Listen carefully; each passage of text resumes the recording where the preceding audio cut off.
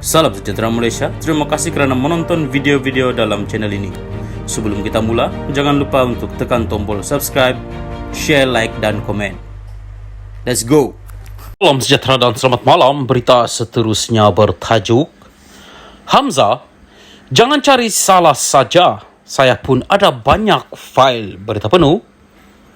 Ketua Pembangkang Hamzah Zainuddin membayangkan dia ada fail berkaitan pemimpin parti dalam kerajaan memandangkan dia pernah menjadi Menteri Dalam Negeri. Hamzah mendedahkan perkara itu ketika mengulas berkenaan apa yang didakwa sebagai pendakwaan politik terhadap pembangkang. Jangan cari salah saja. Saya boleh cari salah mereka. Saya pernah jadi Menteri Dalam Negeri. Saya rasa saya ada banyak fail berkenaan mereka juga. Terpulang sama ada saya nak gunakannya atau tidak, katanya dalam wawancara bersama The Star. Katanya, jika gangguan terhadap pembangkang bertujuan untuk melunturkan semangat mereka, ia tidak akan berjaya. Sebagai ahli politik, kita tidak pernah jadi kecewa dan malah semangat yang kita dapat selepas ditekan, diganggu seperti ini, kita semakin kuat, katanya lagi. Pada Jumaat lalu, Presiden Bersatu Muhyiddin Yassin didakwa atas pertuduhan salah guna kuasa dan pengubahan wang haram melibatkan RM232.5 juta yang didakwa diperolehi daripada 3 syarikat dan seorang individu ketika dia menjadi Perdana Menteri. Muhyiddin juga dijangka akan dihadapkan dengan sejumlah pertuduhan lagi esok. Dia dan sejumlah pemimpin PN membayangkan dana itu merupakan sumbangan politik. Hamzah berkata, sumbangan politik bukan satu kesalahan kerana pada masa ini, ia tidak tertakluk pada undang-undang secara khusus. Tiada akta yang melarang dana politik. Sesiapa saja boleh menyumbang kepada parti jika mereka rasa perjuangan pemimpin parti itu dapat mencapai apa saja yang mereka inginkan, katanya. Akta berkenaan pendanaan politik sudah disebut-sebut sejak sekian lama. Dengan pentadbiran-pentadbiran sebelum ini berkata akan membentangkan rang undang-undang RUU berkenaannya. Pentadbiran Ismail Sabri Yaakob pernah dilaporkan akan membentangkan RUU pendanaan politik pada November. Namun, Parlimen kemudian dibubarkan bagi memberi laluan kepada PRU 15 pada November lalu. Sebelum itu, pentadbiran PH telah menyerahkan cadangan rangka kerja perundangan untuk RUU tersebut kepada Parlimen pada November 2019 untuk diteliti sebuah jawatan kuasa pilihan khas Parlimen. Namun, pentadbiran PH tumbang pada Februari 2020 susulan langkah Sheraton. Dalam perkembangan terbaru, kerajaan semasa berkata, RUU itu akan dirujuk kepada jawatan kuasa pilihan khas Parlimen untuk pertimbangan lanjut.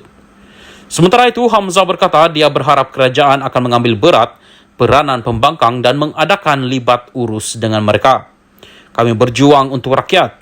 Kami percaya apa saja yang kami bawa ke Parlimen perlu dipertimbang secara saksama oleh kerajaan.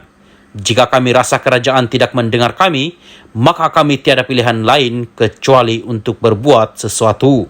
Kami ada banyak pilihan. Saya tak dapat beritahu anda sekarang, tapi kami akan lakukan sesuatu, katanya. Sebagai manusia, saya ada had saya. Ketika saya tiada sebarang pilihan lain, saya akan lakukan salah satu pilihan tersebut, katanya lagi. Sekian berita. Salam Malaysia. Salam sejahtera dan selamat petang kepada seluruh rakyat Malaysia dan pendengar berita panas hari ini bertajuk dalam 7 tahun bersatu atasi UMNO yang berusia 77 tahun. Berita penuh. Hanya dalam tempoh 7 tahun, kata Muhyiddin Yassin, bersatu sudah mengatasi UMNO dengan menjadi lebih besar walaupun parti lawan mereka itu berusia 77 tahun. Menurut Muhyiddin, bersatu juga sudah menjadi lebih kuat berbanding UMNO walaupun masih muda usianya. Kejayaan itu, kata Presiden Bersatu berkenaan, mampu dicapai hasil kerjasama dan perpaduan mereka dengan parti-parti lain dalam PN iaitu PAS, Gerakan dan Parti Maju Sabah SAPP. Kita telah berjaya menambah bilangan kerusi Parlimen daripada 13 dalam PRU ke-14 kepada 31 kerusi dalam PRU ke-15. Ini adalah peningkatan kekuatan hampir 3 kali ganda dalam tempo hanya 1 penggal pilihan raya.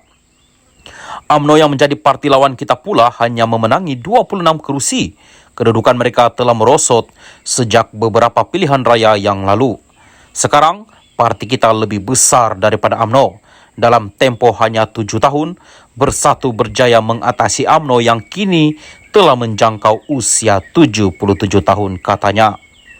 Muhyiddin yang juga pengurus PN menambah ketika ini Bersatu bukan lagi ular lidi, manakala UMNO pula tidak boleh dianggap naga dalam politik negara ini. Dia berkata demikian semasa menyampaikan ucapan dasar selaku Presiden Bersatu dalam Perhimpunan Agung Tahunan parti itu di Menara PGRM di Kuala Lumpur hari ini.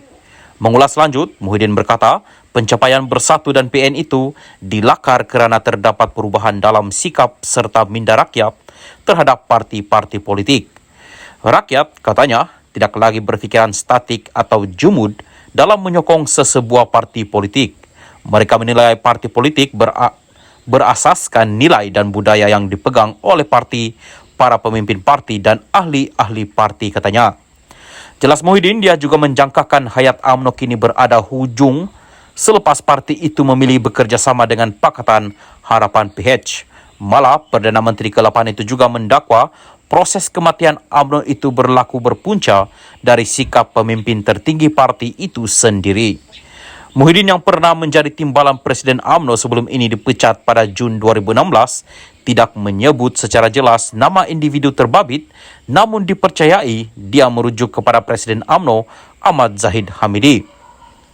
UMNO di bawah individu ini bukan lagi mementingkan kuasa politik Melayu, tetapi menjadi alat untuk meneruskan kelangsungan kuasa PH. Bagi kita dan sebahagian besar orang Melayu, inilah pengakhiran hayat UMNO. It's the final nail in UMNO's coffin. Ia adalah paku terakhir kepada keranda UMNO, katanya.